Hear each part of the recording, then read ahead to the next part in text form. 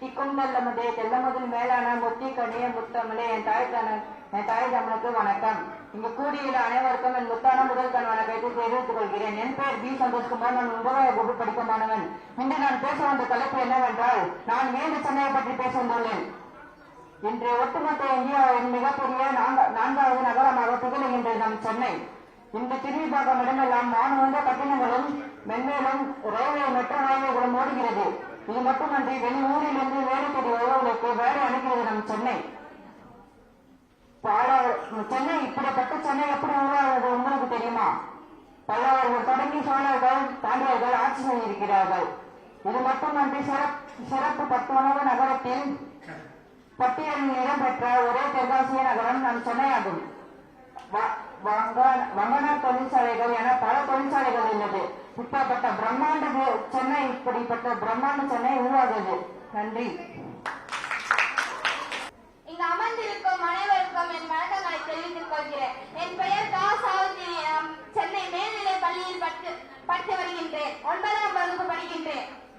எனக்கு கொடுத்த தலைப்பு நான் வியந்த சென்னை. சென்னை பெருநகரம் முற்காலத்தில் மதராசு பட்டினம் என்று அழைக்கப்பட்டது. இது தொண்டை மண்டல மாகாணத்தின் கடலூர் பெண்ணாறு நதிக்கும் நெல்லூர் பெண்ணாறு நதிக்கும் இடையில் அமைந்துள்ள பகுதியாகும். சென்னையில் சுமார் 7.45 மக்கள் வசிக்கின்றார்கள். 1000 ஆண்களும் 948 பெண்களும் வசிக்கின்றார்கள். உயிர உதவும் அரசு பள்ளிகளோ 1000, அவசர சிகிச்சைக்கு தனியார் மற்றும் அரசு மருத்துவமனைகளோ 1000. நன்றி. இங்கு கூடியிருக்கும் ஆன்றோர்களுக்கும் சான்றோர்களுக்கும் என்னை போன்றோர்களுக்கும் என் முத்தான முதற்கண் வணக்கத்தை தெரிவித்துக் கொள்கிறேன். என் பெயர் சுபேட்சி. நான் சென்னை மேல்நிலைப் பள்ளி வேளச்சேரியில் 11ஆம் வகுப்பு படித்துக் கொண்டிருக்கிறேன். நான் இங்கு பேச வந்துள்ள தலைப்போ வாழ்வளிக்கும் சென்னை. நம் சென்னை வந்தாரை வாழ வைக்கும் சென்னை, வாழ வருபவர்களை வாரி அணைத்து வாழ்வு கொடுக்கும் சென்னை. சென்னையில் சுமார் 7.45 மில்லியன் மக்களும் ஒரு பகுதிக்கு 24,418 மக்களும் வசிக்கின்றனர். 1000 ஆண்களும் 948 பெண்களும் உள்ளனர். சென்னை பெருநகரம் முற்காலத்தில் மதராசு பட்டினம் என்று அழைக்கப்பட்டது. சென்னை கடலூர் பெண்ணாறு நதிக்கும் நெல்லூர் பெண்ணாறு நதிக்கும் இடையில் அமைந்துள்ளன. உழைப்பாளிகளை உதாரணமாக கொண்டு சென்னை மெரினா கடற்கரையில் உழைப்பாளிகளுக்கு நினைவு சிற்பம் ஒன்று அமைக்கப்பட்டுள்ளன. அவற்றை காணும் பொழுது எனக்கு மிகவும் வியப்பாக உள்ளது. பணமில்லாத பட்சத்திலும் ஏழைகளுக்கு வயிறார உணவளிக்க அம்மா உணவகங்களோ 1000. பணமில்லாதவர்களும் கல்வியை கற்பித்து வாழ்வில் உயர அரசு பள்ளிகளோ 1000. சென்னைக்கு சென்னி என்று பெருமாளின் பெயர் சூட்டப்பட்டுள்ளது. அதாவது சென்னைக்குள்ள நகர்வாசன் தமிழ் தேரும் அண்ணாமலைதாசன். எனவே காவடி சிந்துவில் சென்னையையும் பெருமாளையும் தமிழையும் போற்றுகிறார்கள் என்று கூறலாம். உலகிலேயே 37வது பெரிய மெட்ரோபாலிட்டன் அமைந்துள்ளது. எனவே இந்தியாவிலேயே 4வது பிரபலமானது என்று பெயர் பெற்றுள்ளது. சென்னையில் சிறு தொழில் தொடங்கியவர்கள் இன்று பெரிய முதலீட்டாளர்களாக விளங்கியவர். எனவே உண்மை சிறு தொழில் தொடங்குங்கள் என்று கூறவில்லை, சிறு படிப்பில் தொடங்குங்கள் என்று கூறி என் உரையை முடித்துக் கொள்கிறேன். நன்றி. அனைவருக்கும் மாலை வணக்கத்தை தெரிவித்துக் கொள்கிறேன். என் பெயர் ஆனியா. நான் அரசு ரோபார்ட் முஸ்லிம் மேல்நிலை பள்ளியில் 9ஆம் வகுப்பு ஆ பிரிவில் படிக்கின்றேன். இங்கு நான் உங்கள் முன்னால் பேச வந்துள்ள தலைப்பு வாழ்வு தர சென்னை. இந்தியாவின் முதல் மாநகராட்சி என்று மற்ற மாநிலங்களால் அழைக்கப்படும் 5வது பெருமாநகரம் என்று அழைக்கப்படுகிறது. பெருமாநகரம் என்று அழைக்கப்படுகிறது. இந்தியாவின் முதல் மாநகராட்சி என்கிற கௌரவத்தோடு பிற மாநில மக்களால் அறியப்படும் நாட்டின் 5வது பெருநகரம் தான் இந்த சென்னை. இதுவே நமது நாட்டின் தலைநகரமாக திகழ்கிறது என்றால் அது மிகையல்ல. சென்னை என்று சொன்னாலே நம்மில் பலருக்கு நினைவில் வருவது சென்ட் ஜார்ஜ் கோர்ட், சென்ட்ரல் ரயில் நிலையம், ரிப்பன் மாளிகை, சென்னை பல்கலைக்கழகம், மிக நீண்ட கடற்கரையான மெரினா பீச் மற்றும் நிறைய சுற்றுலா தலங்கள் என வரிசைப்படுத்திக் கொண்டே போகலாம் சென்னையின் அடையாளங்களை. ஆனால் வந்தாரை சென்னை எப்படி வாழ்வழித்திருக்கிறதோ என்பதை பற்றி பார்ப்போம். ஒவ்வொரு ஊருக்கும் ஒரு சிறப்பு இருக்கிறது. அதாவது திருநெல்வேலி ஹல்வா, திண்டுக்கல் பூட்டு, மதுரை மீனாட்சி அம்மன் கோவில், இப்படி நிறைய சொல்லலாம். ஆனால் சென்னைக்கு என்ன சிறப்பு என்று நீங்கள் நினைக்கிறீர்கள்? நான் சிறுமியாக இருந்தாலும் நான் கூறுகிறேன், என்னை பொறுத்தவரை சென்னைக்கு பல சிறப்புகள் இருந்தாலும் வந்தாரை வாழ்வழிக்கிறது, அதுதான் மிக சிறப்பு.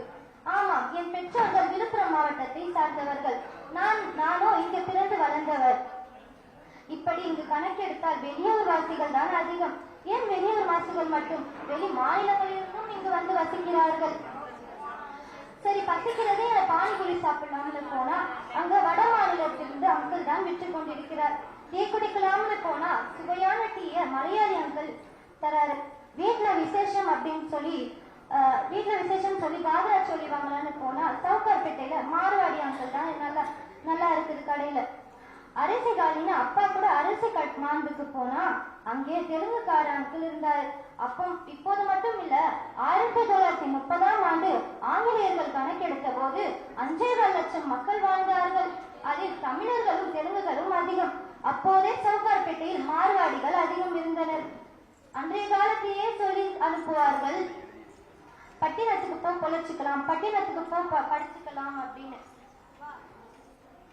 இன்றும் அப்படிதான். கல்வி முதல் கொண்டு வேலை வாய்ப்பு வரை இங்கு அதிகம் கிடைப்பதால் மக்களின் வருகையும் அதிகரிக்கிறது. அது மட்டும் இல்லாமல் ஒரு மனிதனின் வாழ்க்கையில் முக்கியமானது பணம், படிப்பு மட்டுமல்ல, பாதுகாப்பு தான் மிகவும் முக்கியமானது. ஆகையால்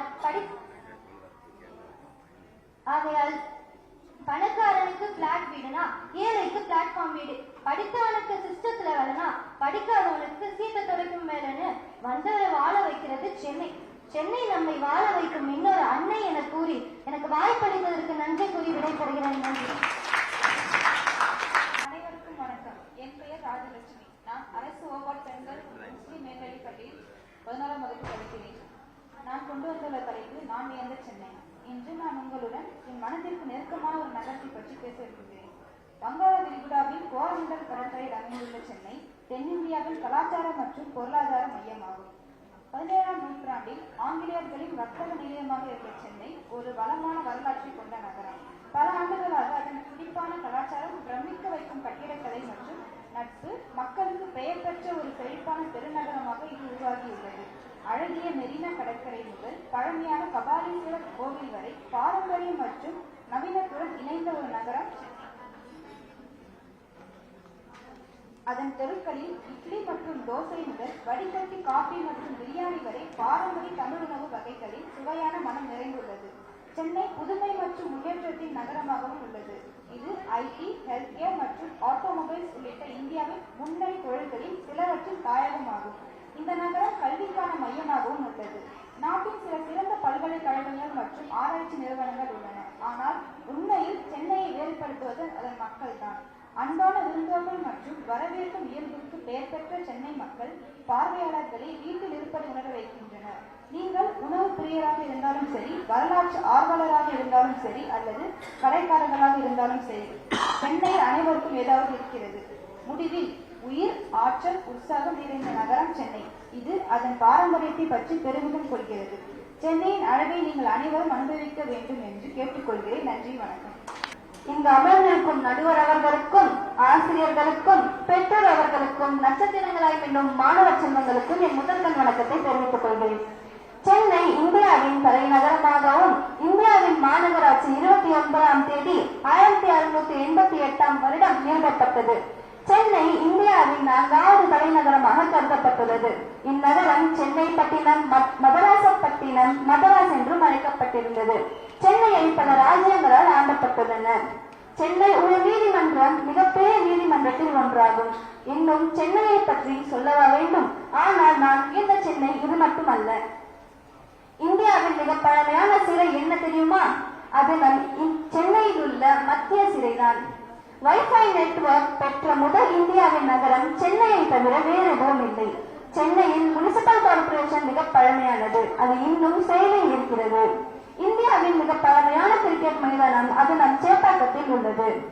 உலகப்போரின் போது முதல் தாக்குதல் நடத்திய இடம் அது நம் சென்னை மட்டுமே. என் உரையில் அறையில் பயனாக்கும் என்று நான் விடை பெறுகிறேன். நன்றி. செம்மொழி என்னும் மகுடம் சூடி சிறந்தே பிறந்த மொழியாகிய என் தாய்மொழி தமிழுக்கு என் முதல் கண் வணக்கத்தை தெரிவித்துக் கொண்டு அவையோர் அனைவருக்கும் என் அன்பு வணக்கத்தை தெரிவித்துக் கொள்கிறேன். நான் ஊர்ஸ்ரீ ஜெயகோபால் கரோடியா அரசினர் மகளிர் மேல்நிலைப் பள்ளி நங்கநல்லூரில் 11ஆம் வகுப்பு படிக்கின்றேன். 1639 முதல் இன்று வரை பல சிறப்புமிக்க வரலாறு கொண்ட சென்னையை பற்றி சில வார்த்தைகள் பேச வந்துள்ளேன். உலகிலேயே லண்டனுக்கு அடுத்து நிறுவப்பட்ட மாநகராட்சி நமது சென்னை மாநகராட்சி. 1987ஆம் ஆண்டு சென்னை கார்ப்பரேஷன் அந்தஸ்தை பெற்றது. சிறுசேரியில் அமைந்துள்ள தொழில்நுட்ப பூங்கா ஆசியாவிலேயே பெரிய தொழில்நுட்ப பூங்காவாகும்.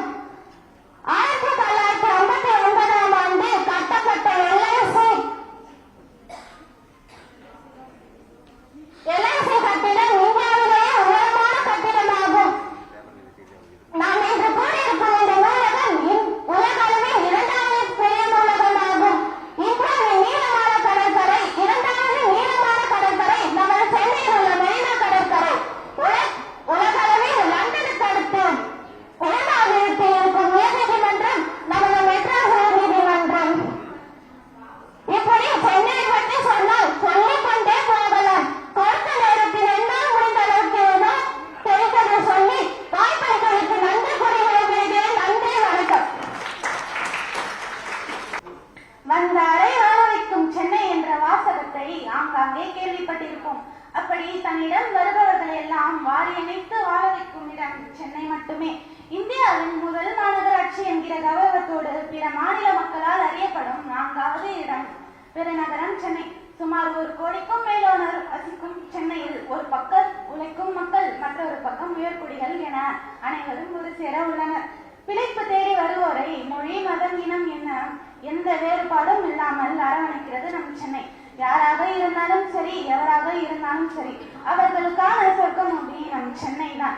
காடாக இருந்தால் என்ன, நாடாக இருந்தால் என்ன, மேட்டு நிலமோ பள்ளமோ எதுவானாலும் என்ன, ஊர் எப்படியோ மக்கள் எப்படித்தான், மக்கள் எப்படியோ ஊரும் அப்படித்தான்.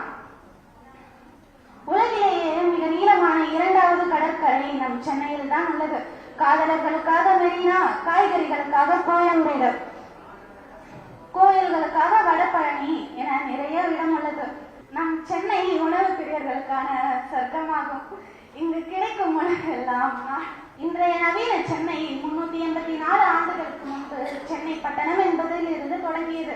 மிளகு விற்பனையில் கொடிக்கட்ட பறந்த டச்சுக்காரர்களுக்கு எதிராக ஆங்கிலேய கிழக்கிந்திய கம்பெனியினர் தங்களுக்காக கோட்டை, குடியிருப்புகள் மற்றும் வர்த்தக கட்டமைப்புக்காக வாங்கிய மணல் சீட்டுத்தான் 1639ஆம் ஆண்டு இதே நாளில் சென்னை பட்டணம் என்ற பெயரில் கையெழுத்தானது. அன்றுதான் சென்னை பிறந்தது.